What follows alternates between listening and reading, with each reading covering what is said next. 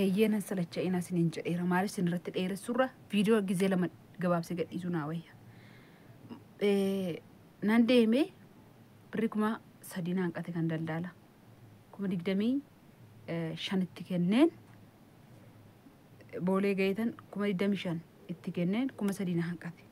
Geessaan fuudhee kuma sadii achi gahee hojjedhe yookaan siin kaffalaa yookaan immoo inni siif haa kaffalu inni kun hojjiramti isaa fi goddanyaa isaa qabadhee hin deeme hin jira soorsaa kan jedhamu tokkos hin jira goddanyaan isa soorsaa fi soorsaa kan keenya tontaa soorsaa abbaa manaa ko tontaa soorsaa goddanyaa isaatii fi daldalaan sun birri kuma 25 sana naatti kennu soorsaan suni ana gaggeessuu beeku soorsaa kanaan goddanyaadhaas biyya tokkosi tarii beekuu dandeessu warri garasi soorsaa gataachudha beekuu dandeessu.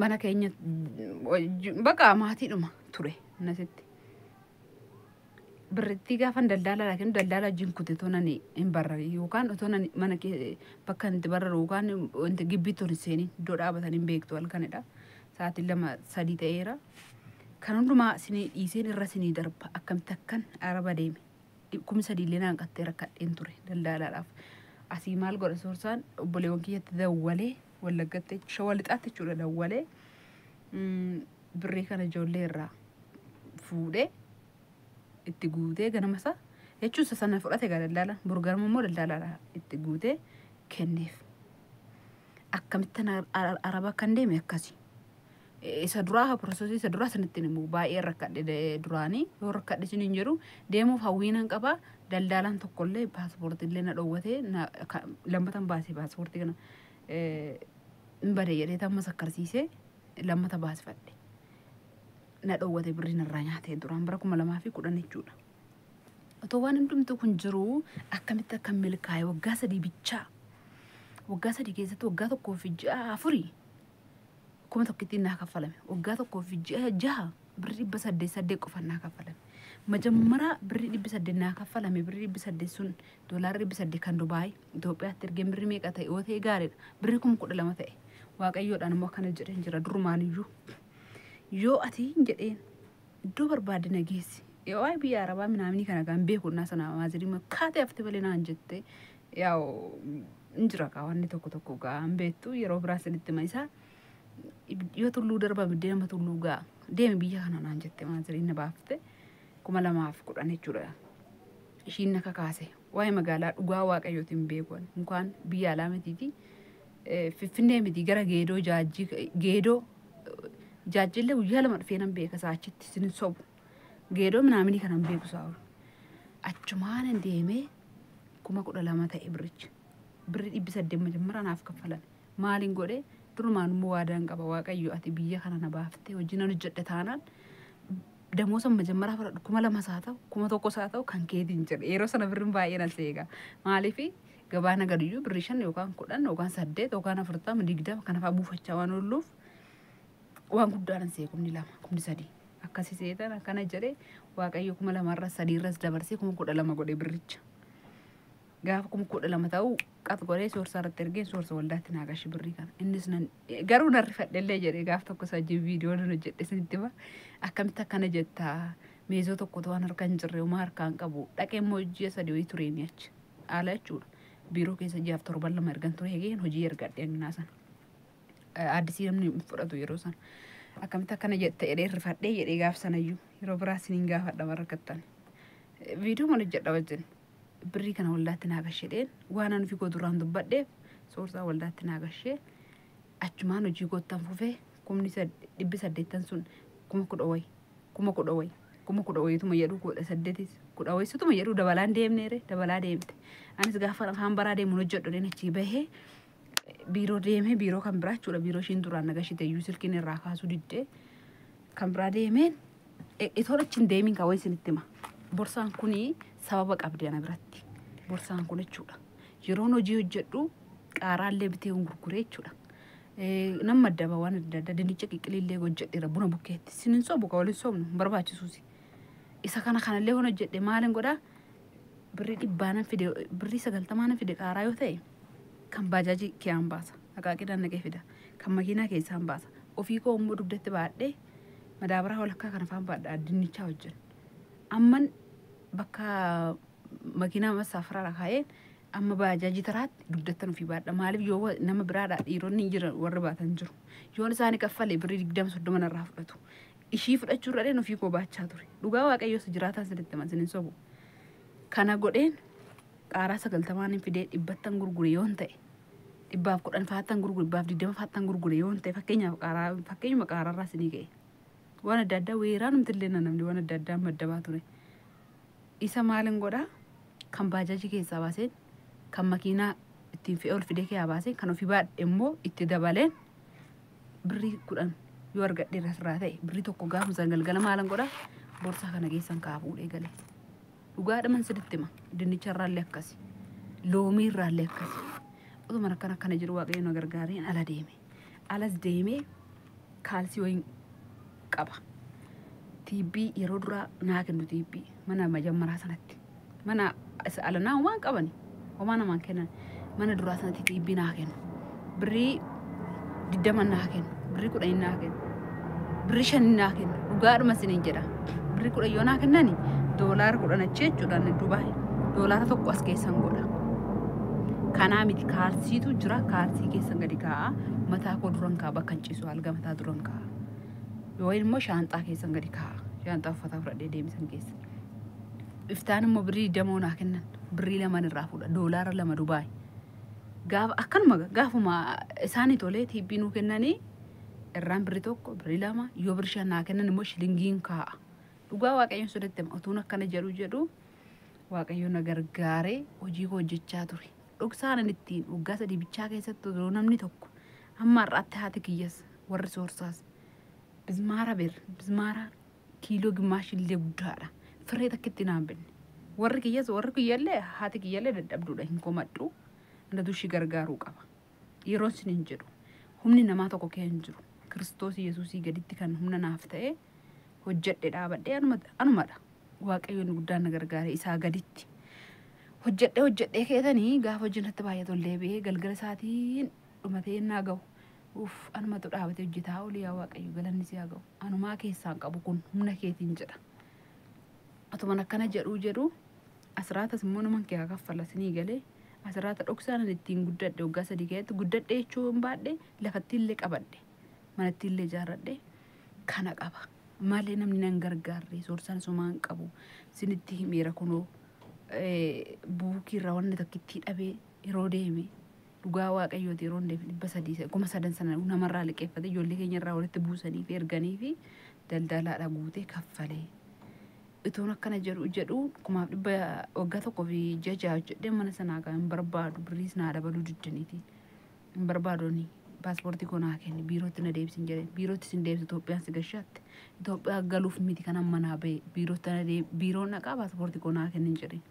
Anis jabaadha baay'inaan jallaafu jaratti maaliif hin sodaadhu jechuudha kan namni tokko sodaata fakkeenya waan agootii maalan ta'a jedhee hin sodaadhu immoo baay'ee waaqayyoon amanadha baay'ee dhugaan siniin jira hojjejootu hin taane yaa xiqqooshii dhukkubnumti ammaa kun waan nama watteef abdiina kuchisiiftee malee baay'een Kiristoosiin amanadha hin sodaadhu utuushii waan barbaadde gooteetu homaatti hin dabalun ture hin sodaadhu baay'ee amanadha.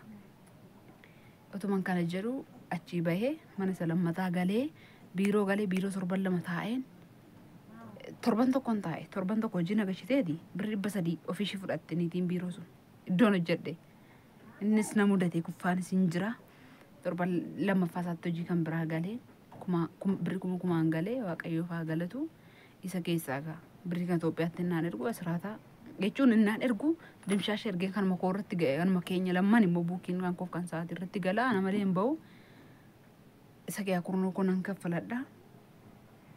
Birriin achitti immoo birrii 1-2 yeroo naa kennan walitti qabaa ture isiniin jedhe. Birrii tiibbii ennaan argadhu tiibbii san keessaa immoo asirraata baasaa ture isiniin jedhe sun. Achuma taa'een waldaa irratti erge. Soorsaan illee hin beeku dhugaa waaqayyooti irra dubbachuu gooti. Dhugaa hin beeku. Waldaa irratti ergeen birrii sana waldaa dhagashee waldaa Yerusaalem kan jedhu ammallee waldaa maalitti geeddaranii naan dhufe sanayyuu. Ijoolleen baay'een achi keessa jirtan tarii na beekuu dandeessu wajjin warri tun. Mucayyoon Beerut fa'aa jirtu afaanii ijoolleen baay'een jirtu. Asteer fa'aa amma achi keessa jirta. Asteer mucayyoo wajjin biiroo jirru amma achitti si dhiisee dhufe iddoo hojiitti ati faan kee harta waldaa san keessa annatutti si dabalee yaadatta'u ta'e hin jirtu ijoolleen baay'een kanatu ture achittillee kanan dabarse waan gaarii yoo godhan waaqayyo waan gaarii namaaf ta'e utubaa namaaf ta'e dhugaa waaqayyootidha manni akkuma muktii baaxiin manaa qabatee akkanatti utubaa warra gaxarii muka mana gaxariitti ijaaramu sana beektu utubaadhaan manni citaa ijaaramee dhaabbatu waaqayyo utubaa yoo namaaf ta'e utubaa dhaabbataa namaaf yoo ta'e walitti namaa qabee nama gargaara isinis immoo isatti darbuu dhiifte yookaan immoo nus anarraa ofirraa ka'ee isatti darbuu baadhee kan isaatti darbuu baadhee kan isaa tuquu baadhee kan kootiin na gargaare on jedhe kana maaliif isiniin jedhee kaleessi sanbata waldaa deemeen ture waldaa dhaqeetanii birrii soorsaa naa kennee ture asirraataan kurnaffaa onan buusu naa kennii fi bajaajii nan kafaladhalle naa kennii jedhee naa kennee ture achumaan birrii kana kurnaffaa kana buusii kana buusuuf nu jala qabuu dhiisanii warra buusii naannessan karaa biraa naannessan na riifatan ta'e amma akka ta'e amma naan galle jennaan birrii sana fuudhee gale nan haarechuma taa'etan too sagantaan hin xumuramii maaliif na jala qabuu didde ka'ee hiixadhee gara biraatti itti kennuufi tokko dadhabeen jira lammanni immoo ka'uu hin dandeenye sadaffaan immoo aare qeetanii maaltu na aarse daa borsaa qabu galeetan birrii kana borsaa kana kee buufadha baay'ee miti bee birruma kudhanii borsaa nan qabu miti borsaa buusii galeetan kee buufadha jedhe galee akka waan kan namaan harka jiruutti na muddee gommana way bituu bahee nama way nagaafannaan isa xeenna yaa'ii gommana bitee tan biroo way zarzaruuf birrii 100 biricha zarzaruuf gommana bitachuu bahee waan akkanaa har'a guyyaa na mudatee jedheen jennaan abbichi dubartiidha. Qodaan buusii mana taa'ee waldaa taa'a malee naan jette. Ayi kan ofii kootiiti kan manaatiin jedhee. Edaa kun akkasiyyuu jira edaa jedheetan nagarrabe kan akkanatti immoo niiti paasteriiti. Ishiin beektu edaa akka qodaan buusii manas kaa'amu mana dhuunfaa keessa jedheetan zim jedhee an obboleettiin keessan kana dabarsee kana immoo hojjedheen ilmi waaqayyoo na gargaare waan isa keessaayyuu gasa waggaa 3 hojjedhe keessaayyuu meeshaan bitamuun jira ka birrii ergee fi maatii gargaaruun hin jira darbeetan illee obboleewwan kiyyaallee daftarrii borsanaa bitamu obboleewwan 2 jira na booda dhalatan argitanii tokko shaanqoota gurraachi tokko mucaa namaa zeree jinnu fi hintala ammoo nan dhufa malee chaarti amma taa'e meeqoo mee jechaan hin jirame dura lafaan gaadheetan keetisoo koo tokko shingaaf tokko biraankii godhee birri koo 150 namarraa fudhadheera wanna tokko hin tuqin jedheen sana minaanittiin gatii rakkan jedheen beektuuti gaaf tokko yeroo sana fireeshiidha ani fi kaameraa akkamaa miti. Shiitu dan faale chaarti shiidhaaf illee daftarraa bitamu uffannaa bitamu mucaan amma 12 barata ishiin 8 moomaale akkas turte inni ifte gabaan nagada malee itti jedhani birrii erge isaan lamaan ergellee qilleensa irratti qolatee innaan isarratti dhaladhu jalaa fudhate tonkoliin baay'ee jira biyya lafaa kanarra waaqayyo gaditti akkanatti waaqayyo na gargaare silkiis kee biteera warqiis kee biteera warqii mormaa san gurraas biteera